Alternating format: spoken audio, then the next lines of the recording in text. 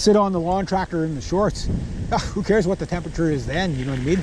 Well, you care, but it's like you could deal with it, you know? I guess the big takeaway is you just got to be comfortable with, I've said this for many years, you just got to get used to being comfortable with being uncomfortable. You know, like from morning to night. Just to the point where, like, if you were to take your average fat office guy, right? Even the not so fat office guy who doesn't really exercise or anything like that, might go to the gym, but he doesn't work. He doesn't use other muscle groups, we'll just say, right? This would be like the worst day of his life. You know, for me, it's just like, it is what it is. You know, I enjoy the ride, I really do. I just wish I didn't have to work in between the ride there and the ride back. Like the bike has been, you notice I haven't been bitching about my joints as much. You notice that? I'll still bitch about it, but maybe it's just like hitting all these side gravel or whatever, it's loosening me up a bit. But I also notice like it's I do have the bike set up fairly well. Are they drag racing? I do have the bike set up fairly well for what it is. It's still too small for me. The seat is like a piece of rock, but the seat actually fits, like the seat fit is perfect. Like, I know, like who would think a 1980s or 70s road bike seat with worn out foam on it would actually fit me this well. It's actually comfier than the big Bertha seats. It's not comfortable from a padding point of view, but from a fit point of view. The only thing that I can feel is my sit bones touching the seat, right? And that's it. Everything else is just, you know, right in line where it's supposed to be. There's no chafing. And I wonder about that, because there's all these guys, they ride along and they have to put on this chafing cream. I can imagine a really hot day in the spandex. Like, chafing is a byproduct of stuff rubbing, right? So my hunch is it's probably their seat's not right.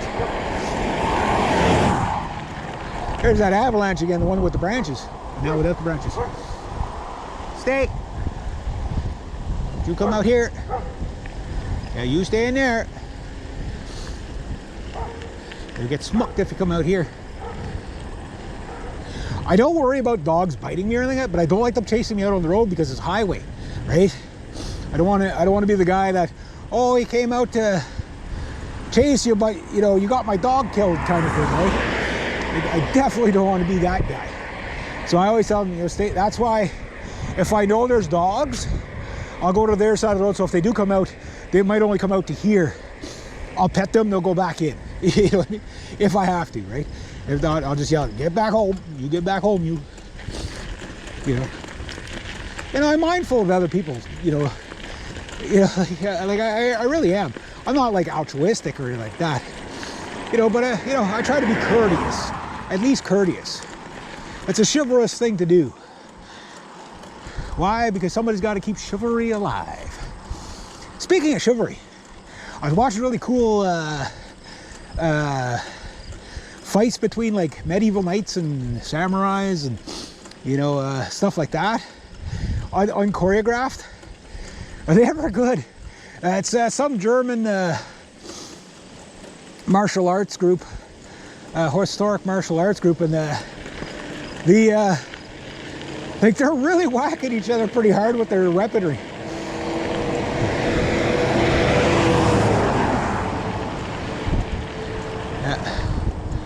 Respect for that, you know. They don't always move over, but when they do, I really appreciate it. That's why I always give the wave, right?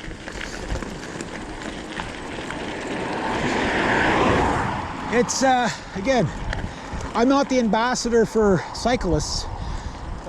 Some people try to be and then they get so disappointed about it. But I also understand road rage. It doesn't take much for people to get triggered. And law of tonnage tells me that I die, you know, if I piss somebody off, right? So if I could kind of kill people with kindness, they'll be like, you remember all those bikes on the road? Yeah, they're all assholes. But there was this one guy. I wish more people would do like him. He was on the wrong side of the road, sure, but he was where it was safest. You know what I mean? And I know people, they'll fight me on this, I get it. If this was a 50 zone, I'd be on that side all the time. 30 zone, for sure, I'd probably even be on the road. 90 zone, this is a highway. It's a rural highway, but it's a highway, right? It's not that I'm worried about people not moving over. What I'm worried about is not giving them enough time to move over when another car is heading the other way. And again, a bunch of cyclists last year, the year before, when I still had Thunder on the road, my camera had run out at the time, but I wish I would have got it on video because you would see what I mean. Like, those cyclists nearly got 2 tractor trailers in a head-on collision trying to avoid that. That was cool. That was a GPZ, man, on the back of that trailer. That was cool. Sorry, ADD brain here. But anyway, yeah, those cyclists were with the, well, it's my right to be on the road. They were out to the yellow line. I think any cyclist out to the yellow line, like, you should be fined ridiculously, especially on a rural highway. I think the law should be, and this is coming from a cyclist, and it's really just a common sense thing. You should be on this side of the white line as much as possible. Oh, but I got a road bike with 25mm tires. Too bad. You know, go to the velodrome, go somewhere else if you have to. Yes, I've ridden road bikes on here for years. Well, maybe when I was younger. Never had a problem with going on there. You just got to take your time. You're not going to break your personal best, but you can still